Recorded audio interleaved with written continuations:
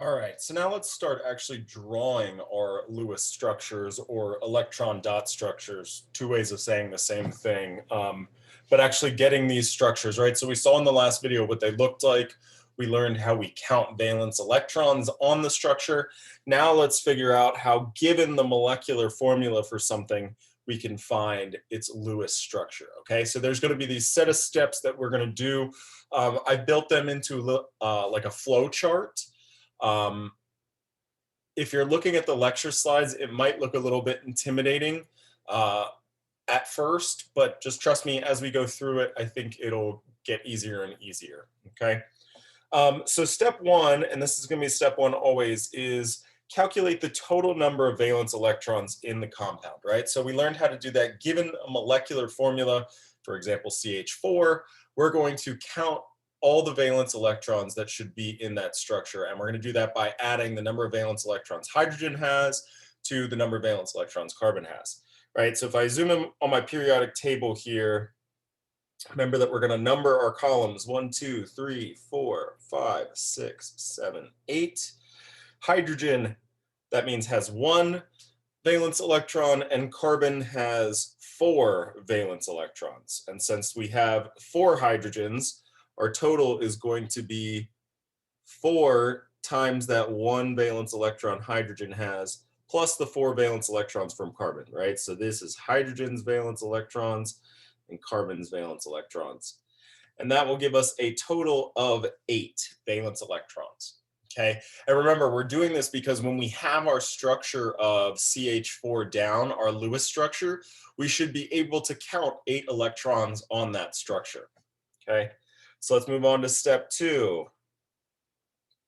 Place the least electronegative atom in the center.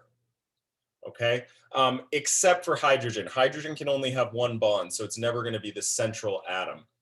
But in general, if you have a structure that doesn't have hydrogen, the central atom is going to tend to be the least electronegative.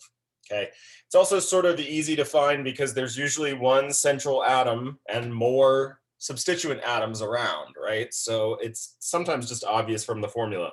But the first thing we're going to do is place that most or that least electronegative element, for example, in this case, carbon, in the center.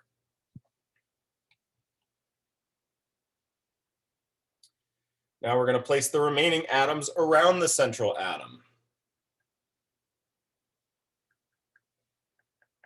It doesn't matter where you start because I have 4, I'm going to put 1 on all 4 sides. If you had 3, it wouldn't matter if they were like this or if they were like this or something like that, right? So this sort of spatial orientation doesn't matter.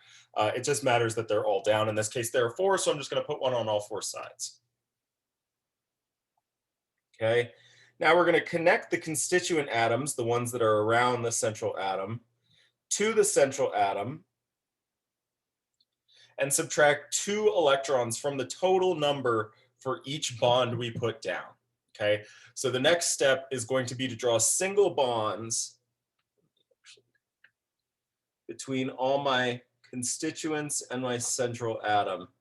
And for each single bond I draw, I'm going to subtract 2 electrons from my total, right? Because this bond right here, for example, represents 2 electrons. This bond represents 2. This one's 2. This one's 2. So that means I need to subtract 2, 4, 6, 8 electrons from my total. So that means I have 0 electrons left. Okay.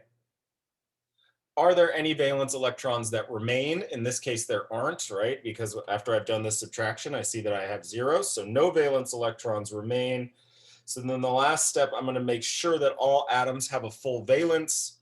Remember that hydrogen likes to have 2. So each of my hydrogen has 2 valence electrons because of that double or that single bond.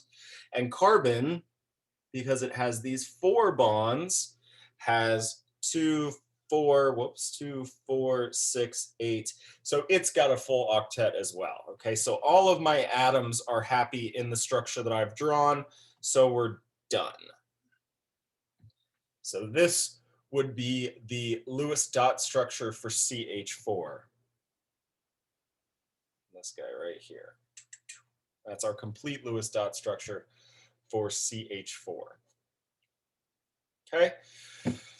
Go to the next like more complicated kind of example here, and this is now carbon tetrachloride. Okay, so again, step one is total number of valence electrons. I'm going to label my columns 1, 2, 4, 5, 6, 7, 8. Carbon is here, chlorine is here.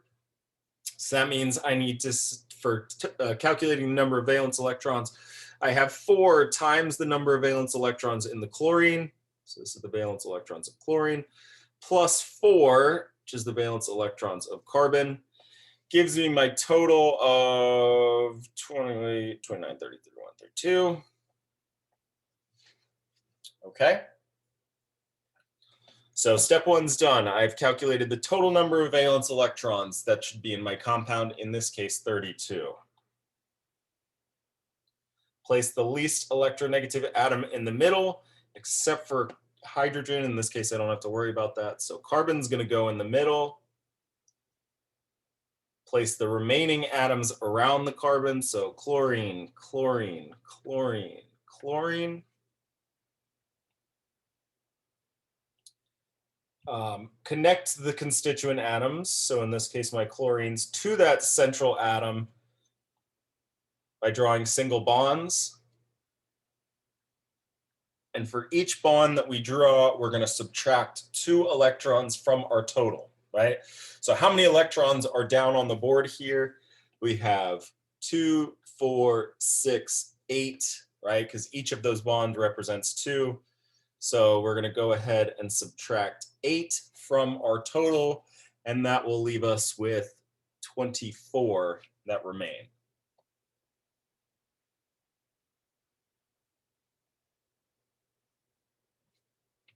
Okay. So now, are there any valence electrons remaining? Unlike in the last example, where at that step we used everything up, now we do have some valence electrons that are remaining, right? I still have 24 that I need to lay down before my Lewis structure is complete. So in this case, yes, we do. And so what we're going to do is complete the valence of all the constituent atoms and subtract those from the total. Okay, so we're going to put these down as lone pairs, right? So by completing the valence of the constituent, that means I need to look at my chlorine here. It only has 2 electrons in its octet as it's drawn. So I'm going to complete its octet with lone pairs 4, 6, 8, right? And it's complete because I have 2, 4, 6, and then this bond here represents 2 electrons. So that's 8. So in this case, in order to complete the octet of all the constituent atoms, I need to go around and add 3 lone pairs to each chlorine.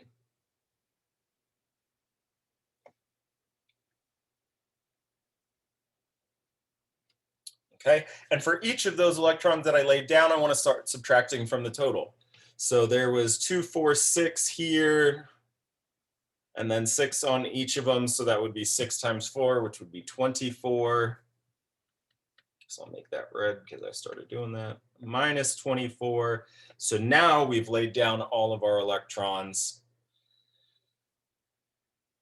Do we have any valence electrons left? Actually, the answer here would be no. We've used them up. So then we just have to double check that all our atoms have a full valence. We know our chlorines do because that's how we added those lone pairs, right? So each chlorine has 8 electrons. Again, just to double check, that's 2, 4, 6, 8. And then the chlorine also has 8 electrons in its valence because that's 2, 4, 6, 8. So indeed, everything has a full valence shell. So we're done. Okay.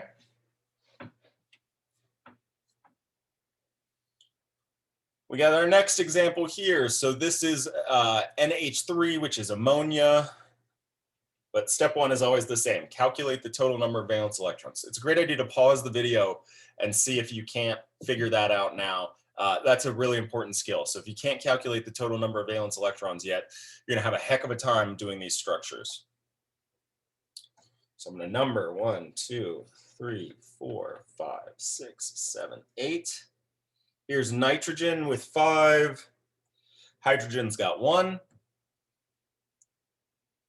So that would be 3 times the number of valence electrons in hydrogen, which is 1, plus the 5, which is the number of valence electrons in nitrogen, gives me a total of 8. Step 2, place the least electronegative atom in the center. Put the constituent atoms around that central atom. That's step 3 here.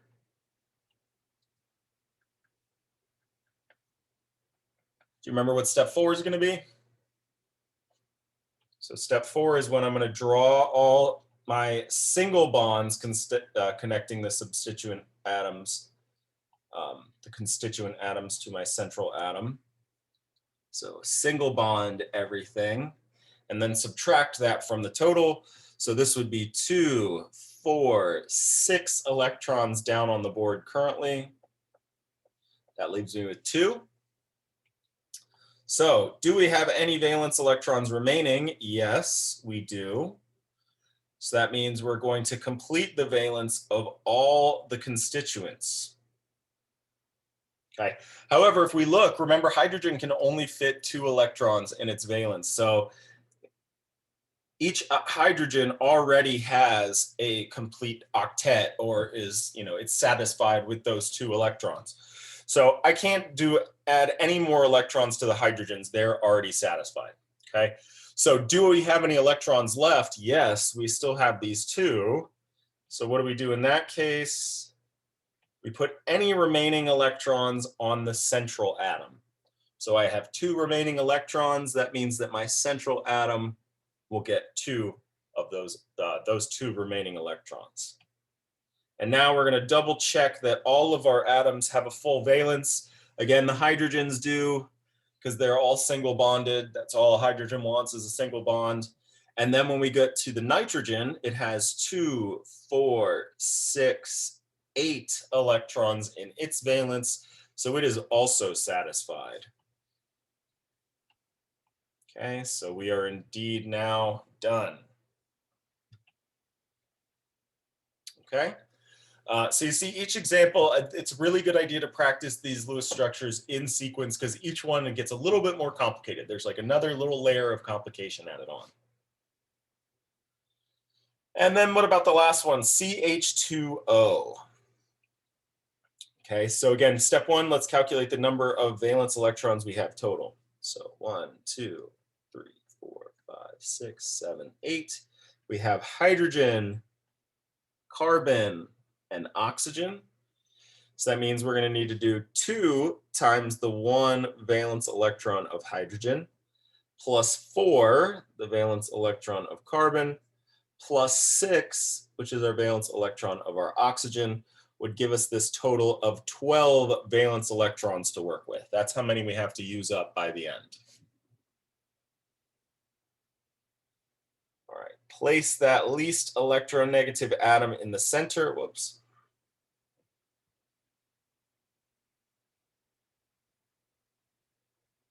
Except for hydrogen. Remember, our electronegativity trends this direction here. So if I'm going to ignore hydrogen, I'm going to compare carbon and oxygen. Carbon is the less electronegative element, so it's going to go in the center. I'm going to move that just so I have room. And then put the substituent atoms around. So it really doesn't matter sort of the way you do this. Because I know what this molecule looks like, I'm going to orient it in kind of this triangle here. But it really doesn't matter if, I'll do it actually the other way. So oxygen, hydrogen, hydrogen, something like that. It really doesn't matter where, this whole thing could be rotated. The 2 hydrogens could be next to each other. It really doesn't matter. You'll get the same answer, whoops, either way. So now what am I going to do? I'm going to draw single bonds to connect all of my constituents to my central atom. Right, so you get a single bond, you get a single bond, and you get a single bond. And for each one that I lay down, I'm going to subtract from my total. So that's 2, 4, 6, which means that I have 6 valence electrons remaining. Are there any valence electrons remaining? Yes. So what am I going to do? I'm going to go around and complete the octet of all the constituents. My hydrogens, remember, hydrogen just wants that one single bond, so it's happy. I need to complete the octet of the oxygen. Currently, that oxygen has 2 electrons, so that means it needs 6 more. 1, 2, 3, 4, 5, 6. Okay. Are there any left over? So I'm going to subtract those 6 electrons. No, we don't have any more to lay down. Okay. So now we're in this situation where no, we don't have any more electrons to add. Every electron is already down on the board. So now we got to check if all of our atoms have a full valence.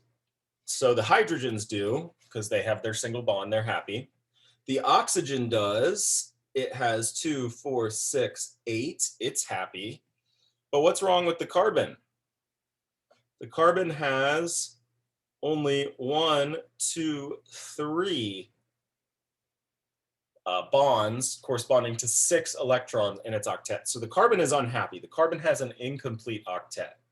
Now, I don't have any more electrons, so I can't just like put a lone pair there so that carbon's happy. I've already laid down all my electrons, okay? So this is a new situation that we haven't seen before. If you're in this situation where you have all your electrons down on the board, but one of your atoms doesn't have a complete octet, you're going to have to rearrange the electrons that are down on the board already. And so what we're going to do, in this case, no, there is not, my atoms does not have a full valence. So what we're going to do is we're going to remove a lone pair from the constituent atom and replace it with a higher order covalent bond. So what does that mean? Basically, it means I'm going to take this pair of electrons right here, and instead of having them be a lone pair on the oxygen, I'm going to move them down here and make them into a bond between carbon and oxygen. Okay, I want to clean it up because it's going to bother me if it's ugly. Right, so I haven't put down any new electrons. I've just rearranged the electrons that are already on the board, taking one pair from being a lone pair that was only attached to the oxygen to then being a bond between the carbon and the oxygen, right? Because effectively that means that both carbon and oxygen can count it towards its octet. So now I'm back to my step here. I have to make sure all the atoms have a full valence.